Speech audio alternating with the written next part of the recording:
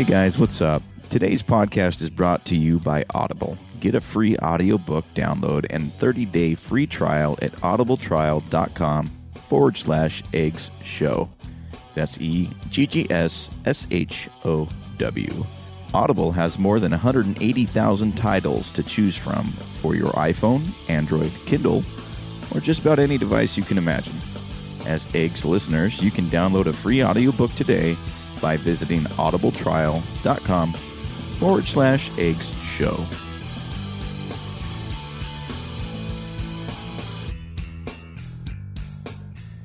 Bang ding ding, trademark. He come out 6'7" tall. Bang ding ding, 1 star. Bang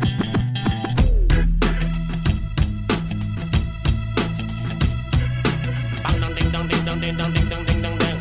It is a perfect day. Woke up to the sound of the garbage truck again. Upstairs neighbor's toilet's leaking on my head. Cars broke down, I missed the bus that runs at 10. I had a feeling this was a day to stay in bed.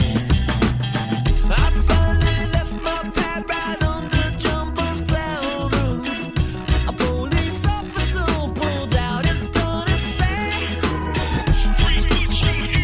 I said, sir, you got the wrong guy. I guess it's just a perfect day. It's just a perfect day. No, no, no, no, no.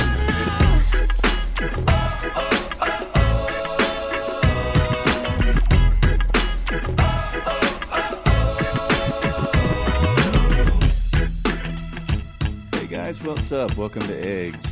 Today we have a very awesome episode, one I've actually kind of been looking forward to for the past couple weeks.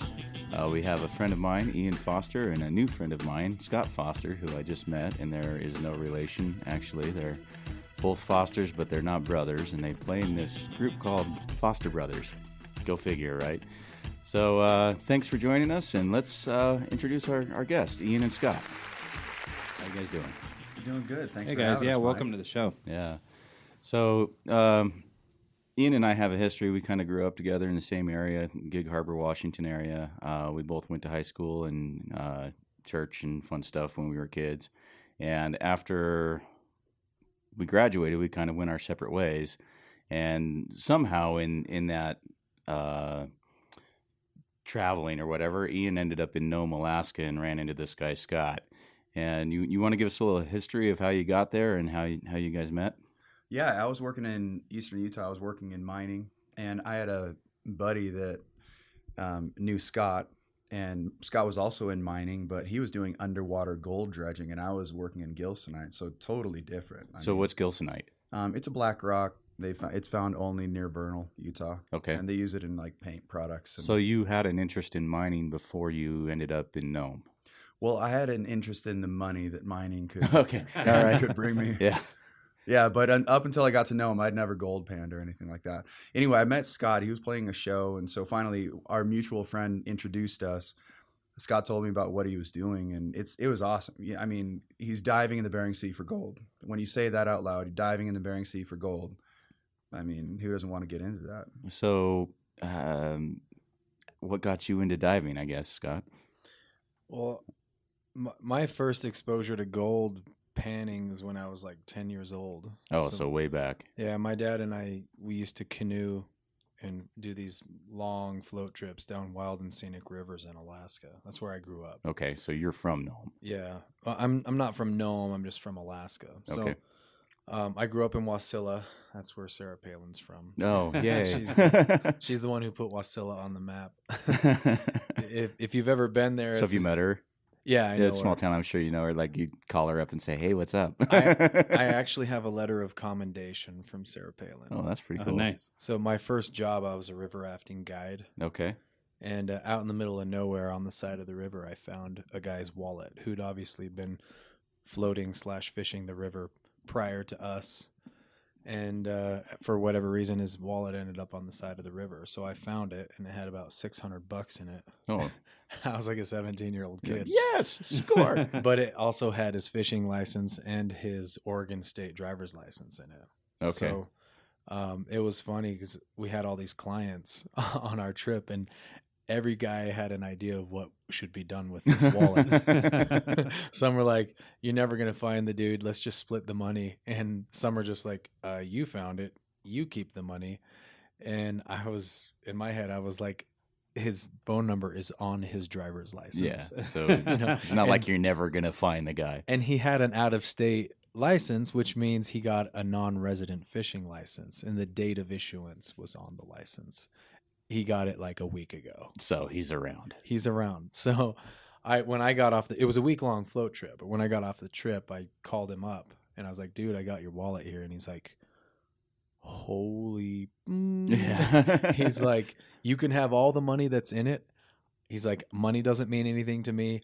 I just don't want to have to stand in line at the DMV. bleepity blanket DMV." He's that, like, that right there's for $600. He's Yeah, like, yeah. he's That's like, his money threshold. on use, DMV use. stuff. He's like, "Keep all the money that's in it. Use the money to pay for the shipping." And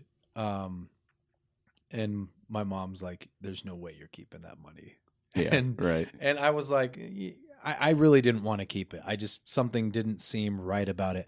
I don't know if it was my overly developed sense of heroism. I was just like, no, the hero can't keep the money. You got to be the Boy Scout that always refuses the money. No, I'm good. So anyway, push came to shove. He got his wallet and his money back. And he was so touched by that he wrote a letter to the editor of our local paper, The Frontiersman. And Sarah Palin, who was mayor at that time, read the article in The Frontiersman, and she just of her own free will reached out and sent me a nice letter of commendation. That's amazing. Well, Yeah, that's awesome. Congrats. So we just took up 10 minutes talking about things that totally had fine. nothing to do with gold mining. That's a cool story, and that's part of Well, podcasting. we've establised your character, though. Yeah. That's the most important. We can part, also right? hashtag Sarah Palin, so that might be good for us to be thinking about. Yeah. Yeah. Well done. Yeah. Well, And know anybody else famous? So that's Anybody? how. So that's I was into running rivers. I was a river rafting guide, and my dad and I were canoeing rivers all over Alaska, and so that's how I got into gold panning, and just because we did it for fun. But as soon as I saw gold, and I was just like, you can pull money out of the earth. I mean, think of how you get all the things that we do to get money, you know, and then even then, money's not actually worth anything. It's just paper. yeah, Right. And if it's digital money, which didn't really exist back then, but even so, it's still not actually worth anything. All it is we've ascribed value for it to represent some dude's time. yeah, Right. really. But the gold, whether some dude works for it or not, it's just sitting there and it has value. It doesn't take anything else. It has inherent value. And that to me was just so resonant. I was like, so you're telling me by my own work, and I don't need anybody else, I can get this value and now it's mine. And that was so appealing. And so push came to shove. My best friend Caleb and I, when we were 13 years old, we started learning how to weld so that we could learn how to build our own gold mining equipment because the crap's expensive and Right. we didn't have any money other than the permanent fund dividend checks that we got. That's what they give you in Alaska. Isn't it like $1,000 a year or something? It's for about just Depends on living the there? year. Yeah. Yeah. Yeah. So that's how it all started. I remember when we were 14, we weren't even old enough to drive. Our parents would drop us off by a bridge out in the middle of the wilderness, and we would stay there for a week. That's so awesome. And we'd have guns for bear protection and for stranger danger, and we'd sit there and blow shit up and dredge for gold. That's amazing. That's what we did, you know. So, what took you to Nome?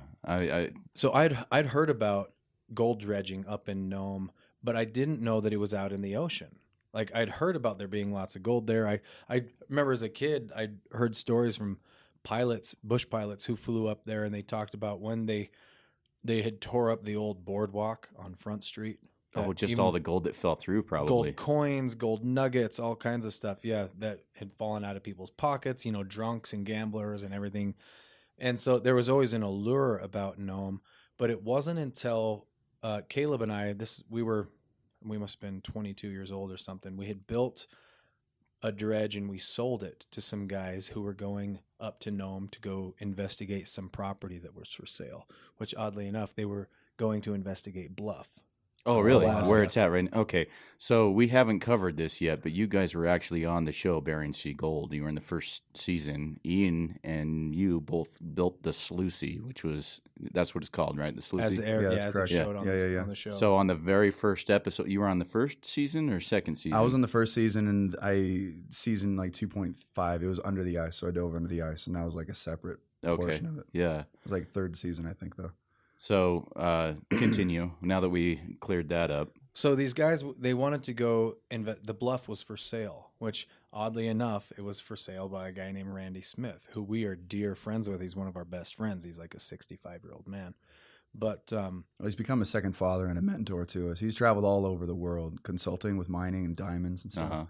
Really solid dude. so we didn't know him yet, but he had these claims out at the Bluff, which is a very kind of a mystical place in Alaska mining.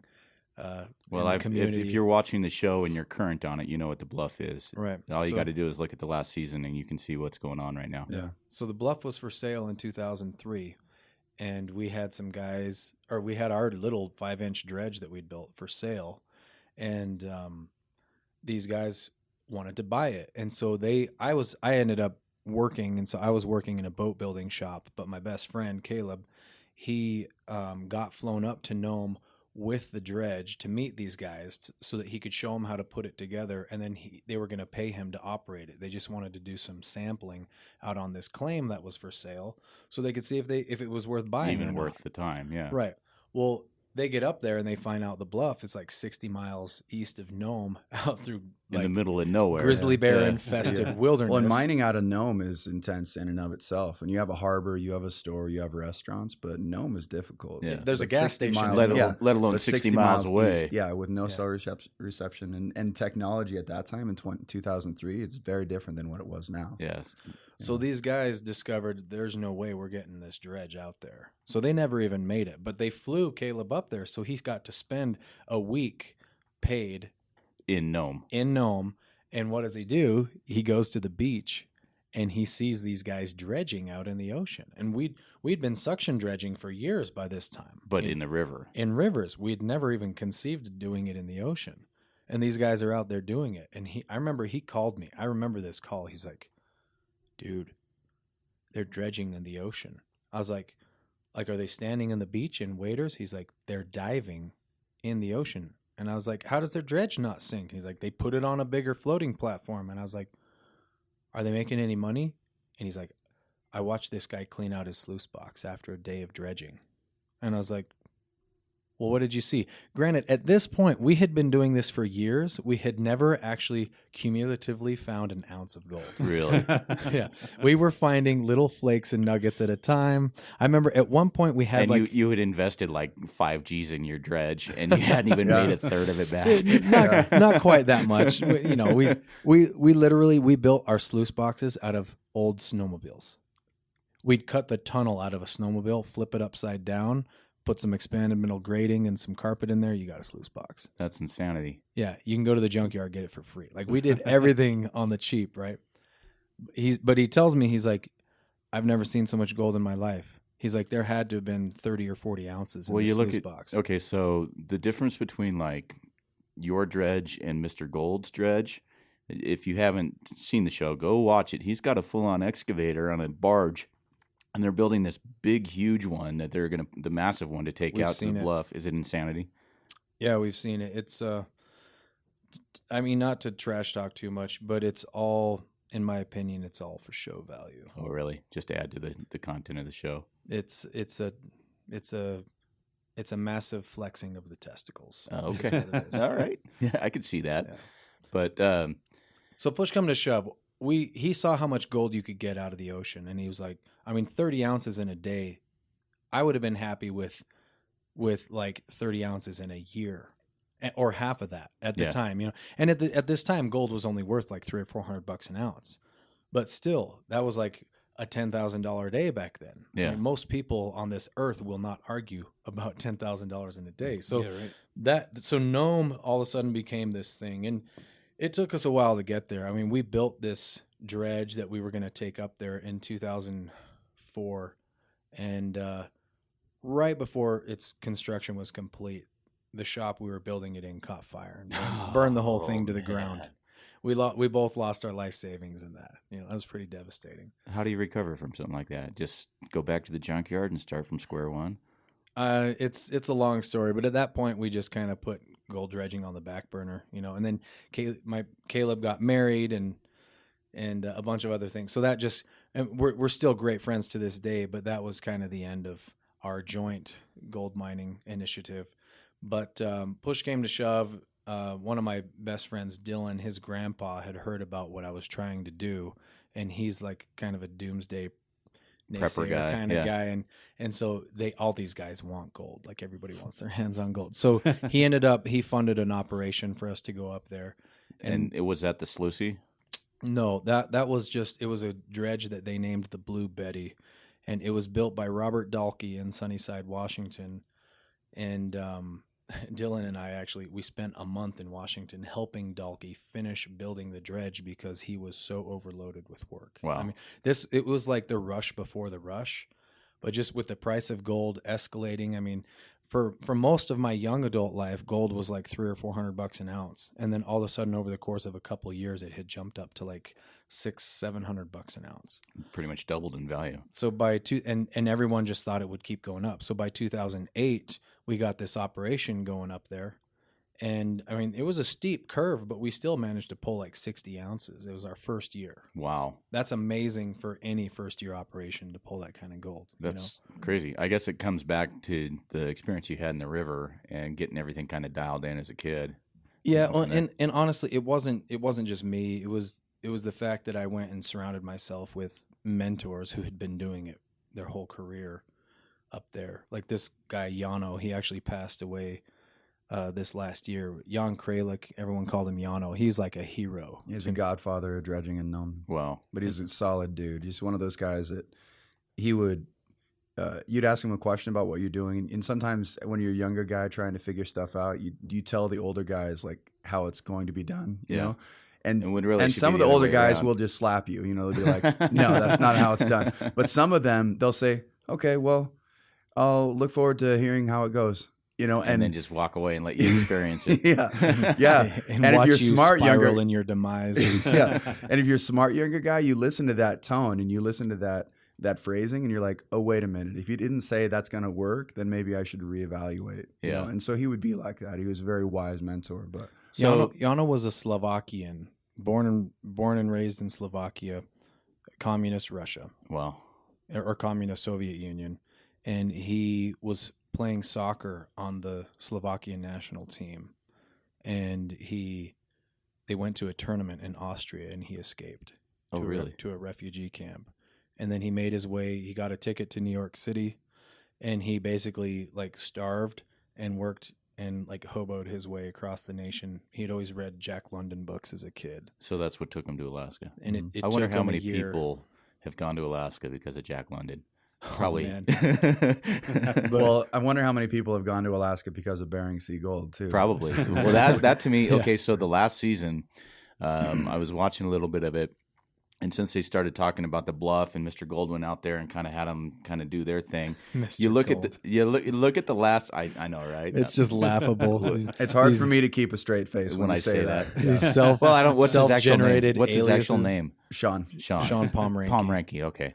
No one in Nome has ever heard him called Mr. Gold. Just no one's because of the even show. heard himself call himself Mr. Gold. It's just the show itself. The show thing. It's pure it's just bastardization. Is what it is.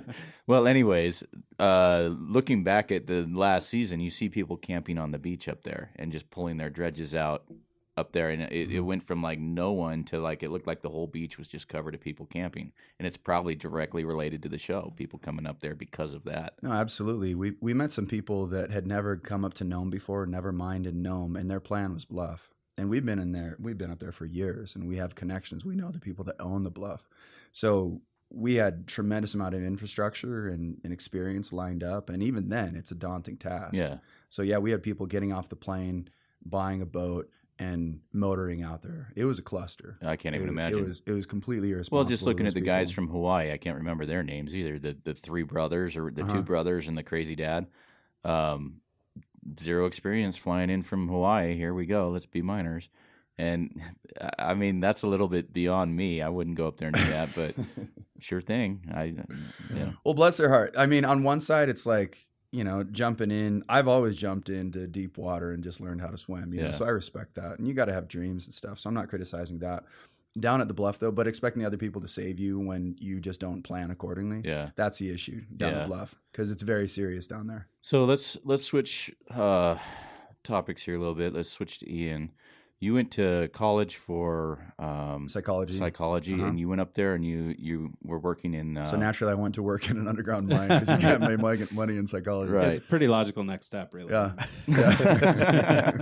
But you've had the greater metaphor was that's right, right, exactly.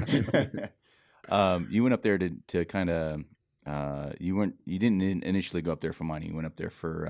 I'm just blanking the word. What were you doing? So I actually did. I met this guy. Chicks. Is that what you said? So our mutual friend Thane, who I grew up with, Thane was born in Alaska. I was driving through Utah, just passing through, and had set up a show at the home of some really wealthy friends. This beautiful, $5 million house. And I did a concert there, and Thane brought Ian to this concert. Now, It sounds like Thane had told Ian about me at one point, and Ian's like, I want to meet this guy. So Thane brought him to the concert. And then Ian pulled me aside and basically was like, I want to work for you. Okay. And I was like, sounds good. I mean, I already got a full crew. I got more guys than I know what to do with, actually. It's, internal issues with the partnership I was in at the time, but push came to shove. Ian was telling me about himself, and he said that he was going to do some filming in Africa. And immediately I was like, ding, ding, ding. I was like, filming. So I had wanted to generate some sort of show concept out of this for years. And so when he said, yeah, and I was like, you got a camera? He's like, yeah. Can you film underwater? And he's like, yeah. Although I've never done it before. I didn't even have a housing that could do it. Like now we have like waterproof cameras. They're like dime a dozen, GoPros and stuff. Yeah, I got that. No problem. Yeah, but at the time, like it was actually kind of a process to get my HD camera in a housing and figuring it out. But I didn't know this. But he was bullshitting me, but not with the intention to bullshit, but with the intention of like, I will say yes to whatever answer I have to that leads to the outcome of me ending up in Alaska. It's like, so if what it's going to take is having an underwater HD camera, then I will make sure that I have the ability to film HD underwater. Like that was his attitude. Yeah, I was tremendously motivated to make it happen. And I was trying to, as coolly as possible, give him as much information to let him know, like, I'm a guy that'll figure it out. Yeah. Yeah. I remember distinctly one of the phrases he said was, he's like, I know you don't know me, but I am willing to subject my body to whatever degree of discomfort, freezing, pain, whatever it takes to get this done. That's awesome. And immediately I was like, this motherfucker. I was like, this is a guy. Okay. Yeah, let's do this. I like this guy. This is my kind of guy. Yeah. So, okay. So he came up. And how was the first season you were there? I mean, well, the first season, he mentioned some of the problems that he had with his business partners. They didn't see eye to eye. So very quickly when I got on the ground, and we also had bad weather, right? Initially, the first month, we only had maybe 2 dive days, and it's all dependent on Mother Nature. Yeah. So we got up there. We're like 8 dudes. There are way too many people in the operation. Yeah, I was originally like, it was my operation, and I had an investor who was basically a silent investor, and he was funding it. Is that the guy that funded the dredge down in Oregon or Washington? No, yeah. The dredge that was built in Washington. Yeah, it was built in Washington. Yeah, it was. Yeah, his guy's name is Al Brown. He's not a bad guy. He's just what happened was, so Al was funding this. Well, he has a son, and Al's Al's got to be like 80 something years old now, but at the time he's like 70 something years old, and he's got a son who's like 55, 60, and the son had been partners with him on just about everything business wise they'd ever done. So the son didn't like seeing his old man partnering up with this young 20-something on a gold mining operation in the wilderness and him not being a part of it. So he immediately he wanted in. and the son's an alcoholic, and he's a nice guy. Like, he's got a good heart, but he's an alcoholic, and he gets up there and he basically just wants to live off of his dad's money and drink every night and get a little gold on the side. I mean, it's a good gig if you can get it, I suppose. But. Yeah. But what it turned into is he doesn't like me calling his old man from time to time saying, your son's drunk all the time. Yeah. And he can only spend like 2 hours underwater because he's an old ass drunk dude. Like, this work we do is serious, and it's seriously hard, and you got to be in primo physical shape to spend more than 4 or 5 hours at a time doing it. Underwater, but if you want to make any money, you got to be willing to spend 6, 8, 10 hours underwater. And that was one of the main frustrations initially. So there was all sorts of just. That's the summary of not seeing eye to eye. There were all sorts of issues. Scott was partnerships with what ended up being a whole family of people that wanted to be a part of the business. and that's a difficult dynamic. I came up and I had the longest dive of that season. It was like 7.5 hours. Wow. And I also saw other people that weren't nearly as serious about treating their bodies right and putting everybody in a position to put as many hours on the nozzle as possible. Yeah. Getting hours. And I could have gone longer, but I had to share hours. So very quickly I saw I wasn't going to make money in that. And within a month I was looking for a different job. I also knew I didn't know enough about the gold game to jump in at that point. I hadn't been able to observe. I hadn't been able to be a part of it. I wasn't ready to get my own operation at that point. And plus I was broke by that point too. Yeah. I mean, about 2 months into it, and I was pretty broke. So, well, when you're relying on the income from the gold and you're splitting it 8 ways, it doesn't go as far, I'm sure. Right. And usually it doesn't really matter how many people are in the operation. You get paid based off of what you find. Oh, really? But the thing is, there are only so many. Do you clean the box after each shift? Well, what you do is you just keep track of all the hours, and then you total everything up. Okay. And then you just divide it by hours. Yeah.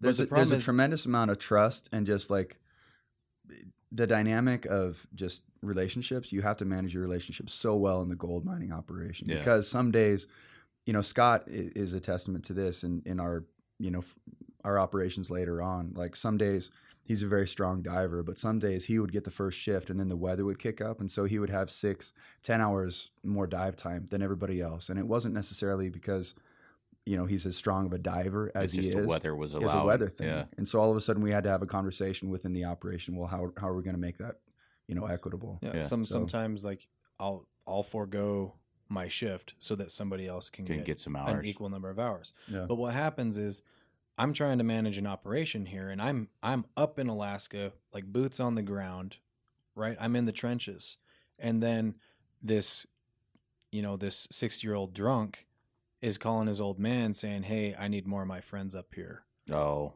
we need more guys." So, and this young buck, he's just spending your money on frivolity. He's ripping you off, right? Awesome. And then all of a sudden there's like 8 guys up. It's a 2-man operation. And all of a sudden there's 8 guys up here that all think they're going to go home with a bunch of gold in their pocket. And they're working the banker's hours just while it's light. Yeah. Right. And all of a sudden I'm like supposed to be the leader of this operation. The old man quits. So I send him the gold. He sells the gold, puts money in my bank account. And that's what I'm supposed to use to pay the operations expenses. So do you just FedEx like 30 ounces of gold down to Oregon, or how does that work? Yeah. Make sure you get insured. He was actually at the time he was in Idaho, but we don't like broadcast that on social media. Like, sorry, here I am at the post office. Well, and now they have gold buyers in Nome, but at the time they didn't. So I would literally just mail him the gold, and then he would sell it, deposit some of the money in my account so that I could handle the expenses. But his son had done such a good job of basically backstabbing me and making me look like I'm this villainous, nefarious, kid who's trying to rip his old man off, that we lost trust, and he quit confiding in me. He quit sending me the money. And if I don't have the money to pay the bills, I'm no longer the leader of the operation. Right. So now I'm just a guy who's diving for free. So what ended up happening in the end? I had to walk away from it. You walked away from it? You head back to Utah or stay up there? And actually, that's when I moved to Utah. Okay. Yeah. And I had to take a year off. Well, a year or two off and just kind of rethink how I was going to do things. So in that time, Ian got himself a state job. I stayed up in Nome. I liked Nome a lot. Yeah. And I was broke, and I was supposed to go to grad school in the fall for more jobs, more schooling that doesn't pay anything. Right. And I liked the town. I mean, Nome's a very unique town. If you want to rewind the clock 100 years and see what that was like, Nome is the place to do closest place Yeah. to do that. And I mean, we have all the modern conveniences, and the internet's just a little bit slower, but yeah, I mean, the town, the way things work, just the non-monetary currency that's exchanged just through trust and goodwill is amazing up there. Pat And my love, back, you'll and pat there's- yours kind of yeah, thing. yeah. And there's a lot of, I mean, I've now worked in the muck of what's going on behind the scenes and some of the darker elements of Nome. But that being said, I love Nome. Yeah. And I just knew, like, you feel in your heart sometimes, this is a place I want to explore. It's a place that just kind of, it harmonizes with what I was trying to accomplish at that time. Anacortes, Washington was that for me. It was It's- just my kind of place, and I want to get up to Alaska some point just to see it because I've never been up there. I've heard amazing things. Nome is a frontier community, Yeah, right? It's right on the edge of the wilderness. People don't drift there. Like Nome is like it's a filter, and it's difficult to get there. So if you end up in Nome, you've got a story, you know? And now, oddly enough, the largest employer in Nome is actually the hospital. really? Yeah, which is owned by a native corporation. So now it's slowly turned from a frontier community of dream chasers, and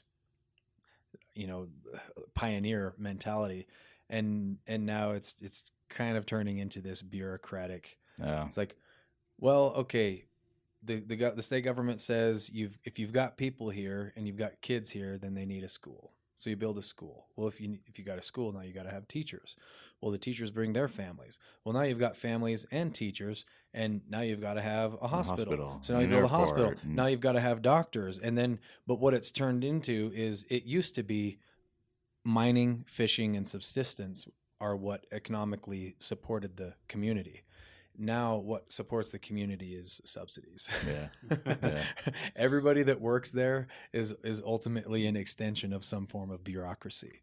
That's crazy. Yeah, that's nuts. So let's talk a little bit about we've covered the Nome and the Bering Sea Gold show. I'm sure we could talk about it for hours, but we we're could. kind of on a little bit of a deadline. That's okay. Just go. Oh, just go. Yep, Okay. just go. So, how was it being on this show? How did that affect your day to day? And, was it a good experience, or was it just kind of like, I'm over it? It's taken time for both of us to feel really grateful and good about it. Yeah. And we've learned a lot. And some of those lessons that you learn that you're grateful for are lessons in like how the world actually works, and different, I guess, thicker skins that, we all have to develop. Yeah. And so that's some of that. I'm absolutely grateful that I was on it.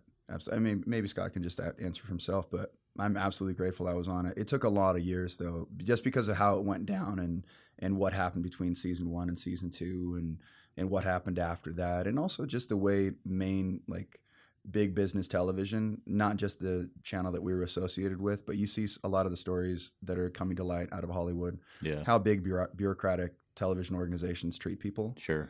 And so understanding that now, knowing what I know now, I still would have done it all over again. Yeah. I remember the first time I watched Deadliest Catch, Yeah. the crab fishing show. And I was actually living in Florida at the time. And I was in a hotel with a group of guys. We were doing Hurricane Katrina cleanup. And so a group of guys from the community drove across from Florida over to, I think we were actually in Pascagoula, Mississippi. And at one point, I think we stayed in maybe Mobile, Alabama. But I remember watching that show and I was like, this is so amazing. It's so real. Like, Yeah. I grew up in Alaska. I knew people that worked on fishing boats, and I was like, this is and I didn't, at the time that I first saw that show, I mean, this was like 2005, 2006, something like that. So I'm like, a reality show. I didn't really understand what that was, but I was like, this is so real. It was so cool. And so once I got into gold mining a few years later up in Nome, I remember thinking this would make such a great reality show. And Yeah. so the whole the main tipping point as to why I hired Ian was to try and get was that to out try there. and get that out there. And so he brought his camera and of his own. I mean, he's like a wind-up toy that winds itself. You know, like he brought his camera. He got all the underwater footage. He ended up making this awesome little 11-minute YouTube documentary that he published to YouTube. He mailed the link with a little. Do you still? Well, is that I still up remember there? researching it in my off time. Like I had started a master's degree, a distance master's, and I was working 50, 60 hours a week for the state and, you know, trying to stay in a reasonable health and researching how to actually pitch a show to a network. Yeah, right. Because I'd put videos together, but I never pitched a show. Yeah. And now that I know what I know about the whole industry, I mean, what I was trying to do was crazy. I'm so glad I didn't know what I was actually trying to do. Right. Because I wouldn't have You would done have it. walked The away. naive. Yeah. Oh yeah. It yeah, was such it's- a David and Goliath. Yeah. type of- Yeah. Absolutely. Being naive to stuff like that, though, sometimes is good because it gets you going, and then you kind of develop as you go. You know, I've jumped into deep water before and had to kind of, you know, figure out how to swim in the process, and that's probably a similar experience. So, is that video still on YouTube? Do you still? So I used music that wasn't mine. Oh, and they so pulled it down. yeah, they pulled it down. Yeah. Yeah, in the But background. it was a great video. And once Bering Sea Gold actually happened, that video got all kinds of attention. Really? Like it actually had a whole bunch of viewership. That's probably why it got flagged, was because of that. more than likely. Yeah. So yeah, I remember he and I were talking back and forth. I was down here in Utah playing music, and he's up in Alaska, like pitching this show and simultaneously trying to build his own dredge. And so Oh yeah, I was trying to build the boat because I was quitting regardless of the show or not. Even like, if I was the quitting show my didn't state happen. job, I was gonna go gold mining. Go gold mining. Yeah, my And own operation. And it was crazy, like that whole process. So I'm talking with Scott periodically, and we know that there's at least one other production company working on the idea. When I actually sent the show in, though, like it was really important that it didn't just get thrown to the side, like because they get so many pitches, Yeah. you know, throughout the day, throughout the year. And so at the day before I sent it in, I put some gold on top of it. I put some gold in a Ziploc baggie. And Just to catch their attention. Yeah. I paper clipped it to the top of the pitch. So the first thing that they did when they opened up the envelope is they saw a little bit of gold dust there. That's pretty Oh, cool, nice. actually. Yeah. It's one of those last minute improvisational things. Well, we've worked with a guy who was an A&R rep for a recording label, and we interviewed him. And he would get these elaborate packages with CDs because he was the first step in the approval process to actually move on and have a band get signed, kind of thing. And I think if he got an envelope full of gold, he might have. That might have been an Yeah. indicator. Yeah. Yeah. So Yeah, so it worked out, but the pace was tremendous. I mean, a week after I sent it in, I got my first phone call from one of the entities that I'd sent it into, and then So do you a think? week after that, I was actually in front of a camera. Were you there at that So, initial? well, yeah, what happened was I remember that week so well. You're like, all right, dude, here's the link. Tell me what you think. And I watched it and I was like, this is great. Yeah. You know, it's not how I would have done it, but if I'd have done it, it wouldn't have been as good. Right. So I just remember thinking, this is great. And he sent it out to a few different like production companies, and some companies were just like, meh. And then it seems like you sent it maybe even like to Animal Planet or something like that. And they're like, no, we don't accept I submissions. sent it to Discovery International, Nat Geo, MTV. MTV of all I places. said golden guitars because Yeah, we play music there you too, go. right? So all of a sudden we were going to create this show about whatever. Well, who knows? You know, Yeah. weirder things have happened, right? Yeah, the bullshitting continues. So, but then I sent it to 8-Ball or 3-Ball. They did Flying Wild Alaska. Okay. And then I sent it to Original Productions, which did Deadliest Catch, Ice for Truckers, you know, All those X-Men, all guys. those guys. And then I sent it to another guy that like David Lyon. He runs like a production, or it's like a preparation company for pitches. So it's like a production company for pitches specifically. But anyway, he was the first guy that called me. And Really? Yeah. And Yeah, he's that was like, an amazing call. you're gonna need to raise like $50,000. If you give me like 50 grand, I might be able to make this thing No, that's pitchable. what he said, man. And I was like, oh, I'll think about it. But I got off the phone on cloud 9 because Yeah. I honestly, like, I had just The gotten fact some that someone Chinese food. replied. I was like working 60 hours at a very, very difficult job and then trying to get all this other stuff done on the side. And I just got off the phone with a professional that had called me, Yeah. like what I had done. or what we had done, he called me. Yeah. You know, and that's what I got out of that was like, you called me, dude. Yeah. Like my idea. That's Well, my and idea. do you think you kind of spawned the idea and then they just ran with it without keeping you in the... Definitely. Yeah. Okay. Well, almost definitely. We People weren't the knew first about it, ones yeah. to think of doing this. Yeah. There was another guy up there who had been working with Animal Planet. Well, he'd been working with a production company that had connections to Animal Planet. They were trying to make a show. And then Original Productions contacts him and Discovery contacts him. And then somewhere in there, Original and Discovery, because they work almost exclusively with each other. Yeah. Somewhere in there, they're like, hey, we got a package from this guy in Nome. You did? We did too. Somebody's got to call this guy in Nome. So Yeah. he gets a call from like both companies. And then like a day later, I get a call from the guy who was in charge of doing the casting, like finding who's going to be Who's the gonna be talent on on it. this show. And he's like, dude, can we fly you? I was in Utah. Yeah. And so I get the call from this guy. He's like, can we fly you up to Nome for a day just so we can do a casting interview? I was like, sure. So, and I was singing, I had a full-time singing gig at a ski resort in Deer Valley, the Montage. Oh, yeah. Nice. It was in its first year of being open. I was one of the first, I was in a group of guys that were the first, musicians to perform there. And so I called the booking manager and I was like, hey, sorry, I'm going to be gone for like 2 or 3 days, but can you find somebody to cover for me? Yeah, sure. Okay, cool. I fly up to Nome, I do an interview, and I leave. Wow. It moved so fast. And The pace was tremendous. Like I was reaching out to lawyers and agents, and I had like 3 agents fall through, and because they send you paperwork that's daunting. I Yeah. mean, the paperwork they send you, it uses phrases like in perpetuity throughout the universe. Oh, That's really? that's in the contracts you sign when you get involved in television. Wow. including Yeah. acts of God. Yeah. That sounds like my contract. So, No, it was crazy. So I was just trying. I was in very deep water. We were both of us, just trying to swim. I remember the energy. We were so excited. Yeah. Like we thought this is going to be cool because we get to share with the world what we're doing. And it's a great story and everybody's going to love it. But we also thought that we were a part, like this in our head, in our minds, this was our baby. yeah. We thought that everybody wanted to jump on board With you. with us. And what actually the other happened. way around, they're bringing you into their Yeah, thing. we're like, hey, we're building this little rowboat. Isn't this fun? Do you guys want to get in the boat with us? And meanwhile, they're constructing Yeah, like you're in an their armada. pool. Yeah. They're constructing an armada, Yeah. and they're like, you can be a barnacle on the hull of this ship if you want to sail with us. Yeah. Yeah. But we have plenty of other barnacles. We don't actually need you. Yeah. Yeah. Oh, goodness. Well, so all in all, Bering Sea Gold was positive, and it kind of...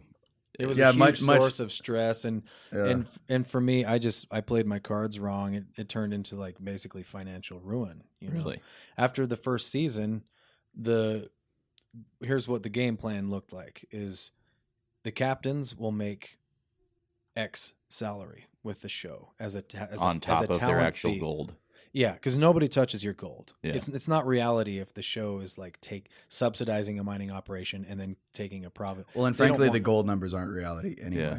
Oh, like, really? Like mine were for season 1, and I know Zeke's were, but the rest of them, I don't know of any of them that are accurate. So like So, those spoiler. big old huge piles of... Spoiler. Okay. Well, Yeah.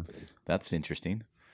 But Yeah, so it was like if you're the owner of an operation, then the show is gonna pay you X in the form of a talent fee, and if you're a deckhand on an operation, and you're a significant part of the show, then you'll have some fraction of X in the form of a talent fee at best, and at worst, it's if your captain wants to share some of his talent fee with you, he can, but he's not obligated to. okay. So there are a lot of guys on the show who aren't getting paid anything. Other than the gold take. Right. Which As is- far as They're just getting their yeah, job. but that's Yeah, not yeah. related to the show. Yeah. As far as like getting a check or in getting some share of the profit that comes from being on reality television, some of the guys aren't getting paid anything. And what these reality production companies and networks are hoping for is that they can find people who are so attracted to the prospect of being famous and being seen and feeling important. And that probably happens all that the will, time. yeah, Oh, it that does. will It be does more constantly. value Yeah. than Yeah, their I was than gonna their say- talent fee. Yeah, I was will. gonna say that's the worst part because those people are everywhere. And Yeah. so, although I wonder if the bridge might be a little further to cross to come and do like a mining operation versus go live in a house and be on camera or something. I feel like there might be a range. It might be harder to find guys to work in Alaska, but I don't know. Well, so what happened with the show is it created a gold rush Yeah. for Nome, and so we were there at the beginning of just an organic gold rush. Yeah. And I guess it was somewhere in the middle. Well, But yeah, when- I was part of a gold rush just because the price of gold was going up. Mhm. And when the price of gold goes up, places that are not really worth mining all of a sudden start to Be worth become it. worth mining, And I wanted to do it even when gold was at rock bottom. I wanted to do it just because I liked mining. Yeah. And I thought I could make money at it, but I was like, if I can make like $500 a week, which is about what I could make at any lame job at that time, I could make that much pounding a hammer or welding or doing whatever, like 500 a week is not hard to make. And I just thought if I can find like an ounce a week or whatever, I would rather make my money that way than doing it for somebody else. Yeah. So that's where my head was at. I wasn't even thinking of getting rich. I was just trying to find a day job that I enjoyed. I like it. I do right. the same thing. yeah. So, Well, let's transition a little bit into the music side of things, Yeah. and how that all worked. I mean, as you said before, when we tried to segue out and got back into it, we could talk about this forever. Like this is super interesting, but I don't want to give short shrift to what else you guys have going on. Got a new single coming out, the Christmas song, so we thought it would be great to try and wedge that in here real quick before the holiday. Yeah. Right No, before. no, thank you. So we had a lot of downtime in a 6-month summer. And so I'm going backward to go forward. So Oh, no worries. No, keep it going. in a 6-month season, you only have 50 dive days, and so that's 130 days you're doing something else. You have to maintain your equipment, you have to eat, you have to shower sometimes.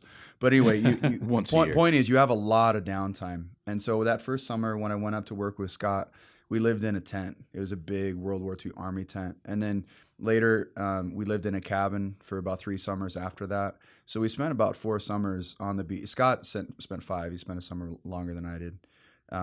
But just living on the beach and listening to the waves crash at night and waking up in the morning, just listening to what the sounds were and planning our day accordingly. If we heard calm, we would get up real quick and get out on the water and go dive. And if we heard the weather was, when it was windy and wavy and stuff, we just practice Slept music. And this Well, we was slept in before the invention of the smartphone. so you could. You Yeah. couldn't just sit there and scroll through And plus, funny cat videos or hot babes on the Tinder Instagram or population whatever. is there's Yeah, you like guys would've there's been like 8 serious girls on Instagrammers. Tinder and Nome, so you get those girls really quick. You've been through them 100 times. Yeah. Nope, still left. Still swiping left on that one. So you play music on your downtime. Yeah. And he knew I was a musician because we met at one of my shows, and he brought a guitar with him, but I didn't really know to what degree he was into music. But then he started showing some of the songs that he had written, and it was clear, it was like, this guy's a writer. Yeah. He's kind of a DIY musician, but he's a legit writer.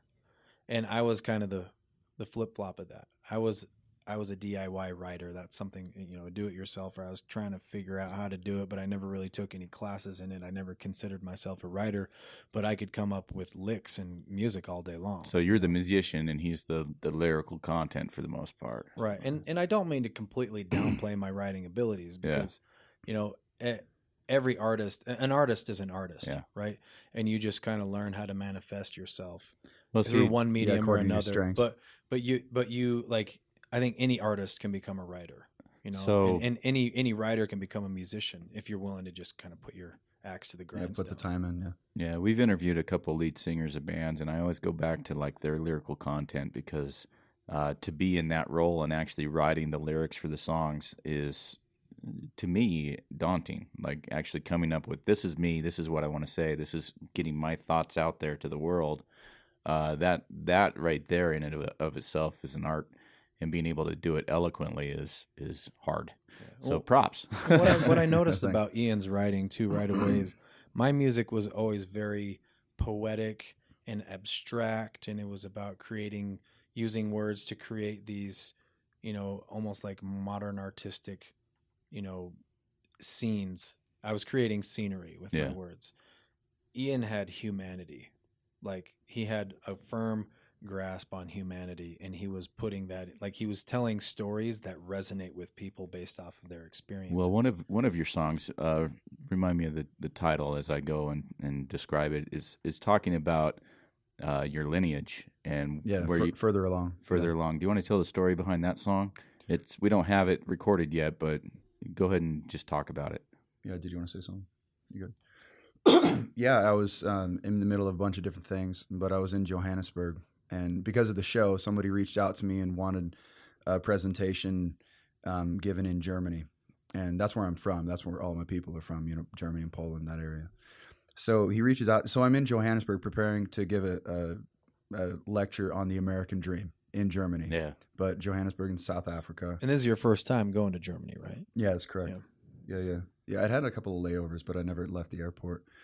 So yeah, I'm preparing. I'm in a hostel in South Africa preparing for this presentation, and I've got all of my genealogical charts in front of me, and so I'm looking at all the different names and all the dates, and I don't know all their stories. I don't know if I ever will, but I'm an imaginative person, so I'm just imagining all these different people and all the choices that they had to make, because I see all the different places that they went to. They landed in New York, and then they made their way to Wisconsin, and then my dad ended up making his way to Denver, Colorado.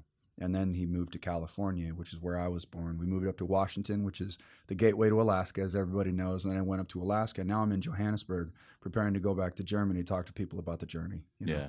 And so I felt a tremendous amount of responsibility. And it was just a very, I treated it very seriously. And I was looking at, the full circle of my path to that place. And it was a really emotional moment. And I started just kind of working on a chord progression that I'd had in my mind for a while, or a picking pattern more. And then I just started, writing the song, no turning back now, couldn't if I knew how, the only thing I see is a road in front of me. In the dust that's settling behind, there's nothing back there that I can't find in a better form, way out west. That's the American dream. It's not about accomplishing or riches or anything. It's about the journey and about the possibilities. That's what, all my study. But the second verse talks about where I'm from. It's 200 years or more. Grandfather saw the shore. I'd love to see it through his eyes. What's he looking for? Yeah. And we've been having fun, but I get emotional thinking about that, because it's just a very special moment. And especially the next line where he says, "Did you know he was sending ripples through time? I got a feeling his eyes were a lot like mine." That's pretty cool. Driven, not shiftless, knowing that there's got to be more to life than all this. Axe to the grindstone, more than just a bag of bones. And it says his great-grandson is still headed out into the unknown. That's so cool. 2 years later. That's cool. He's on the same, 200 years later, he's on the same journey that his great-grandfather was. Yeah, that's cool. Yeah, and those initial choices that, our ancestors made, most of us were immigrants. We go far enough back. All of us are. But you look at those initial choices, life in Europe was not fun for our ancestors that made that choice. I mean, they were just... There's a reason they left. To the grindstone. Yeah. So we're running a little low on time, but we have had an opportunity to record you guys here in this studio, the very room we're sitting in, for a kind of a spoof on a Christmas song that I actually really like. It kind of sums up my whole ideology of Christmas and how much I hate it.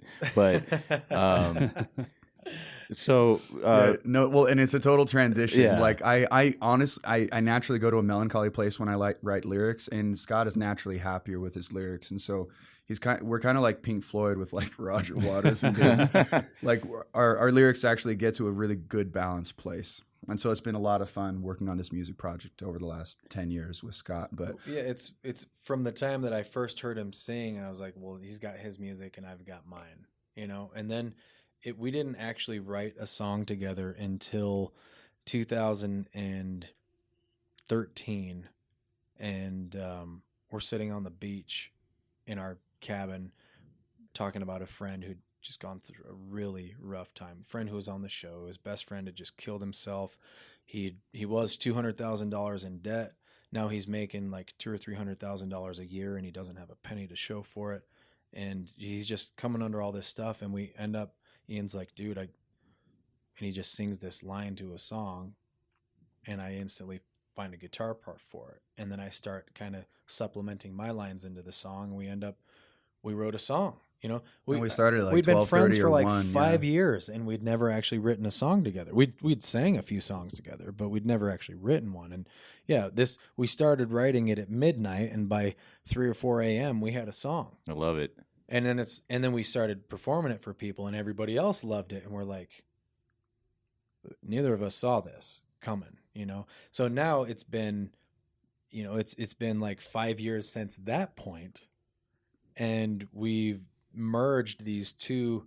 Like, my lifestyle is like this kind of musician, MMA fighter, Renaissance man, and his lifestyle is like this, you know, humanitarian, you know, educated psychologist, writer, you know, warrior poet kind of persona. And we put the two together, and we start writing these songs that neither of us could have ever written by ourselves. So who wrote this Christmas song?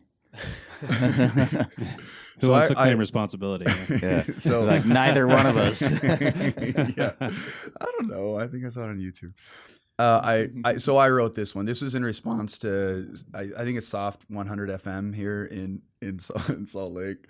They started playing Christmas music in November one year, and I don't like just complaining about issues. So this is my solution. So I was like, well, if you don't like the Christmas music, why don't you write one you like? When it was almost in protest, it's like, it's like they're corporate America is using Christmas as a way to make money. Yeah.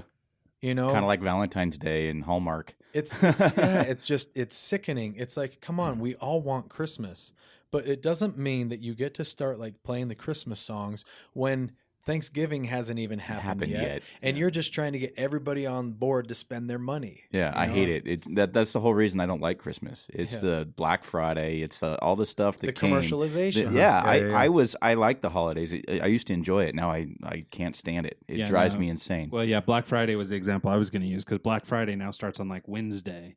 And they keep pushing it ends forward. the week after, and then it's Cyber Monday, and then it's like, what are we doing? We took something that was this cool, unique thing. Like back in the day, I used to work retail, and so I would unload trucks and stuff, you know, work in the back room. But that morning was always like the most exciting morning, right? There's this energy around it and really cool. And even though we had to be there at 4 a.m, it was like tearing awesome, through, like, you know, just fear this whole through the thing. French army, just tearing through all the retail and leaving it in piles. Yeah, and it's all hands on deck, you know, everybody in the store, and it was so cool. It was this really unique thing. And then stores started opening the night before and started opening. Well, they did the that to avoid before. the deaths that happen over a TV. Yeah, right. You know? And so, but yeah, so the whole thing just got screwed up by corporate life. You know, like instead of just making your billion in one day, now you get $500 million on each day instead of just doing it all in one. Yeah. You know, and it sucks because people keep going for it and doing it, but you know, So it's didn't the a worst. friend like Ian wasn't there like a lady or a lady friend in your life who was like, you ought to write a song about this? Like, weren't you kind of commissioned to write this song? Or did she just kind of challenge you? Maybe I had just been complaining about it, and maybe a friend put me in the right direction. Like, well, if you don't like it, then make a song. Say something about it. I know I had one line out of the song, accepting penitential cookie offerings. That's from Rachel Cutler. Shout out, Rachel. Yeah. That's awesome. So. Of the Cutlers, I hope. Cutler cookies are really famous up in Davis County. I don't know if it's the same Cutlers. No, I don't but think so. It's an awesome parallel. Yeah, if it's that is. That was a great connection. Yeah, delicious connection. It's a great connection. Do you want to go ahead and play it real quick, Ryan? Sure. Yeah, I think this is the first time we've actually played something live while we're doing this. Well, We'll and see the how it thing goes. is they haven't even heard the finished. I worked on this last night, and I didn't have headphones, so I mixed this down with my computer speakers. So there might be a little bit of changes later on, but this isn't the final edit. This isn't the final edit, and it's mono actually right now, so you won't hear the stereo field, but we will. It could be a rap song. We don't know what we're going to listen right. to. There we go. Yeah, I got right on board with this song, you know, as soon as. I mean, the first time I heard it, I thought this was genius, and what it does is it villainizes Santa Claus. I love it. I love it. Yep. So. Well, yeah, there is the new Flava Flav part you added in the middle, but outside of that, it should be as you know it. So, anyway, here we go. We'll give it a shot. How did a man of flesh and blood, a man like you and I named Kringle, become a saint? Indeed, a jolly old saint. And how did a saint, with corporate sponsorship from Coca-Cola, become who we know as Santa Claus?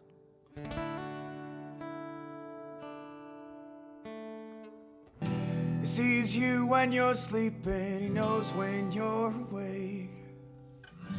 He knows if you've been bad or good, so be good for goodness sake. But I question your propriety. When could Santa really see me? In the bathroom, in the shower. Santa, I need my privacy. Where is Mrs. Claus in all this? Does she like you spying on kids, or is she shivering and cold up in the North Pole, taking Christmas back from Santa Claus? Stop stealing our cookies with your dirty mitten paws and let the Yule log burn bright, because tonight we're taking Christmas back from Santa.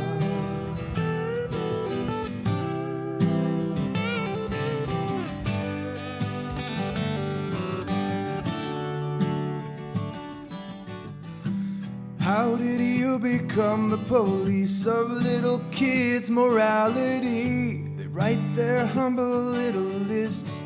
The naughty ones don't get the gifts. Where did all the elves come from? You're not a saint, you're more like Sauron, Santa the Red, watching with his evil eye. Bet your cholesterol's really high.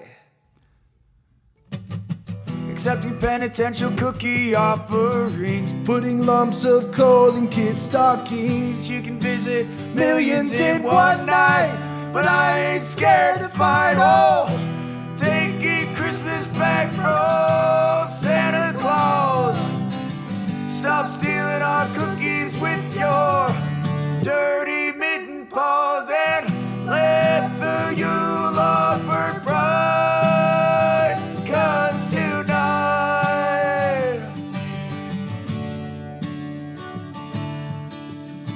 taking Christmas back from Santa.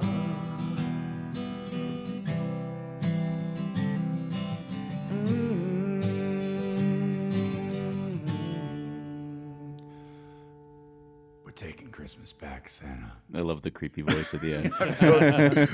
I'm so glad you left that in. And it's great. We just went from having like this serious discussion and playing this deeply satirical song. I love it.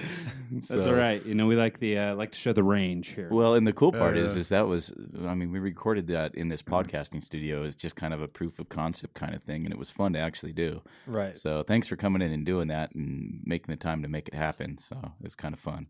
No, it was cool. Like we started playing some other Christmas songs too. We wrote a Santa Daddy. Yeah, that was a funny one. And then ugliest sweater in the room for ugly sweater parties. Yep. But we want to write a song that has to do with what Christmas is all like, the spirit of Christmas. And that I don't, I'm kind of Christmas agnostic. Yeah. But what I do love about it is seeing my people and my friends, my family, and having that. That's what it's all goodwill. about. Yeah. But I believe in that all year long. And I don't like focus all of it in Christmas and then become an a-hole the rest of the time. Yeah. Like I'm focused on trying to have that spirit all year. And so that's my only beef with Christmas, honestly, is that some people, it seems like they make a choice to be different during Christmas. And so that's kind of the concept song that we want to write, which has to do with just 100% my beef on Christmas is the bell ringers. Can't stand them. That's it. The Salvation Army. Yeah, Mike's just anti-charity. That bell is the sound. It's like, that bell is the sound of them asking you to to sterilize your white privilege card. Well, I will say though, I mean, I've seen those guys around a lot. They stand them out front of all the grocery stores and stuff like that. And I've never seen so many as in the last couple of years that stand around on their cell phone or whatever. Like they're not even by the little There was bucket one where you dude collect. last time. They're standing off to the side, looking at their phone, ringing their bell. There's going to be the Bell app next year. It's like just have the button. Yeah, the whole thing is a mess. I mean, it's sort of lost its purpose even, I mean, the people aren't really there to do anything, but those are the only bodies that can get to stand there. Well, I'll tell you a quick Christmas story that happened to me that this is what brings like the hopeful side back into the Christmas. So I have a friend who every year he gives all his friends the same gift. Yeah. He gives them $20, but he says, you only have my permission to spend this $20 on like something like a significant story, something meaningful, like on something that will lead to a meaningful story that you can come back and tell me about. Yeah. And I really took his offering to heart. I was like, whoa, okay, this $20 cash is going to stay in my wallet. It's not getting deposited. It's not going to get, it's going to be there as a reminder that I've got to use it for something significant. Well, this was last year. So I hung on to it all year. And it wasn't until just a few weeks ago that I was, I had just left. I can't remember. I might have even left your house. I ran out or of something like gas that. and had to put some. No, I was freaking hungry and I needed to get a bite to eat real quick. And it's like midnight. And so I go to the In-N-Out Burger and I'm in line and I can't remember why, but I was feeling frustrated about something. And then all of a sudden I pull up to pay for my burger that I just ordered. And he's like, hey, the car in front of you just paid for your meal. And I was like, whoa, that never ever happens to me. Yeah. Like one of those moments where the universe just like, here's like some good karma in exchange for all the good things that you've done. That never ever happens to me. As far as I know, like karma doesn't exist because I know it exists. It seems like it never comes back, right? It's a professional wrestler and he'll kick your ass if you're not careful. Yeah. So anyway, I'm just like, shoot, like I don't just accept, right? Or I'm like, crap. So what I tell the attendant, I'm like, okay, has the car behind me, have they ordered yet? And the attendant's like, yeah, and they got 3 burgers. And I was like, okay, cool. I'd like to pay for theirs. I was like, I'm not just going to drive away from here with a free burger. Yeah. So I used the $20 and I paid for their burgers. And I told them, I was like, make sure I'm gone before you tell them that I paid for their meal, because I don't want them to like contact me. Down, yeah. I don't want them to know who it was. I was like, I want this to be as like double blind of a karma experiment as it can possibly be, Little do you know, like 8 people got free meals. Well, and in my mind, I was like, what if that played out where people just keep paying it forward? And what it would be is that only like the last one got a free meal. Or I was hoping maybe I would find some story on the news like a week later. 400 people fed. like it got passed down like 100 times until the final recipient was like some single mom on the run or something like that. But I don't know. But for me, it was just like, whoa. Cool. Somebody did something nice for me. And I was like, there's no way I'm just going to walk away the beneficiary of this. But I really was the beneficiary in my heart. Yeah. Right. Because I feel like they got all the bonus points and I got all the bonus points because it really did melt my heart. And then it immediately made me want to pass it forward to someone else. That's cool. Yeah, no, it's Merry funny. Christmas, Right. There's a place up in, it's where I used to live up on Antelope, up in Syracuse area. There's a coffee shop up there.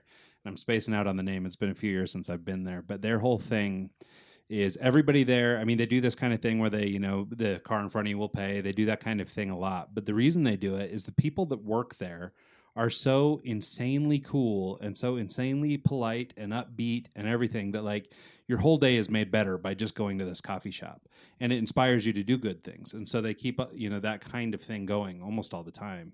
And it's, strictly due to the good people that they have there. And so, I mean, it's always a great experience. And while you guys finish talking for a minute, I'll pull up look their it name up because so I want to make sure to give them credit. We had a guy working for us named Lincoln. Good dude. He had a bunch of kids and Colin, yeah. Colin Lincoln.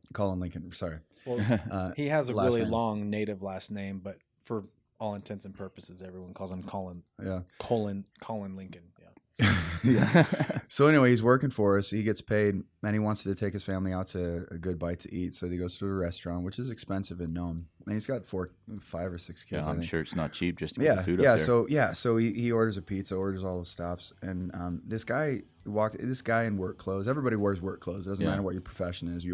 Everybody wears Carhartts up there. So this guy stops by his table and just says, "Hey, how's it going?" And he says, "Good." He's looking up at a stranger. And the guy says, "You got a full quiver, don't you?" Referring to all his kids. Yeah. He's like, "Well, yeah, here we are." And you can just see the love. I mean, Colin's a good dude. He's good. He's a great dad. He loves his kids. And you just feel the love in families like that. And he doesn't have enough money to be buying that meal. Yeah. Right? He doesn't make enough from me to spend $100 on that meal. But so they finish their meal, they go to the counter, And that guy that had stopped by his table, he paid for the meal. And it was probably $120, $130. Like 3 pizzas and some sushi rolls. It costs a lot up in Nome. So this guy just out of the goodness of his heart just stopped by, saw the situation and said, hey, I'm just going to do somebody a solid. I love stories like that. That's what it's all about right there. That's what the Christmas spirit should be, instead of the whole commercialism and the Black Friday and crap. The thing is, that happened in August, and that's like for me, that was such a powerful story, and that's why I wanted to share it. Is that all of a sudden it just undid all the rules about giving for me. Yeah, it's like you don't need Christmas all year permission, long. you don't have to have timing, you don't have to have permission. You don't need to like ask. Like if you're gonna do something nice for somebody and you're coming from a good place, you do it. Yeah. You just do it, and then if you can like look for those opportunities, that's the upper level. That's like master's level stuff, Yeah. So that was an awesome, story that he told us. It was great. Yeah, really cool. So the name of that place, just so that I can give them their little free plug, is they're called the Daily Rise. They're up on Antelope Drive in Syracuse, Utah, or it might be Layton or Clearfield or one of the little cities right around there. But they're amazing. Go there for your happy times, and they'll make you feel good. They're awesome. The Daily Rise? Yep, Daily Rise. Cool, they're just, I think, a local shop. They do their own roasting and all this stuff. But, I mean, the place is run, for lack of a better term, by, like, hippies. And they're the kindest, most friendly people, and they seem so genuinely interested in whatever you're doing. Mm-hmm. Except for the one dude. They have one guy there that was a guy from Moscow. And still really friendly, but I made the mistake. I don't have a lot of Russian stories, but I told a guy I have a friend in St. Petersburg. I was like, oh yeah, no, I got a buddy in St. Petersburg. That's really cool. You're from Russia. It's like St. Petersburg is not Russia. It's Europe. It's like, oh. So even my one story, he kind of crapped on it. But outside of that, every experience at Daily Rise is awesome. I would go check them out. All right, guys. Well, thank you so much for coming in. Really appreciate your time. Yeah, thanks for having us. Where can people find you guys at? So we got fosterbrothersmusic.com, fosterbrothersmusic.com. And they'll be able to find that song. And also at Instagram, Foster Brothers Music. Okay. And then you can find Ian at The Real Ian Foster.